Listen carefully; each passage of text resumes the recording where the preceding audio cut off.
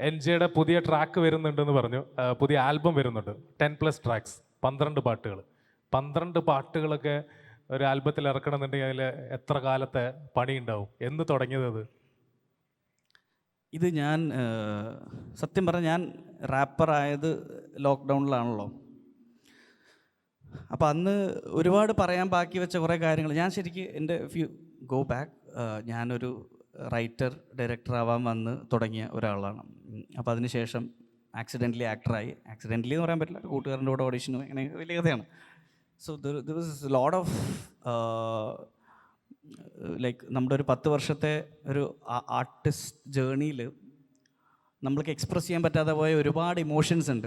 കുറേ എക്സൈറ്റ്മെൻറ്റും ആങ്സ്റ്റും പിന്നെ ഫ്രസ്ട്രേഷൻസും പലതും. നമ്മുടെ it was literally an underdog journey from nothing to something. So ഞാൻ എഴുതാൻ തുടങ്ങിയത് തന്നെ എന്തൊക്കെയോ മനസ്സിൽ പറയാനുള്ള കാര്യങ്ങൾ എൻ്റെ പാട്ടിലേക്ക് കൊണ്ടുവരിക എന്നുള്ളൊരു തോന്നലായിരുന്നു. അപ്പം എന്താ പറയുക, ചോദ്യം എന്ത് എന്നോട് പറഞ്ഞു?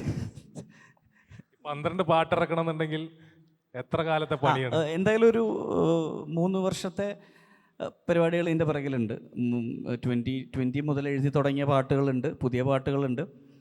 ആൻഡ് ഇത് അത്ര ജനകീയമായ അല്ലെങ്കിൽ ഭയങ്കര അടിപൊളി പാട്ടുകളുടെ ഒരു ശേഖരം ആണെന്ന് ഞാൻ വിശ്വസിക്കുന്നില്ല.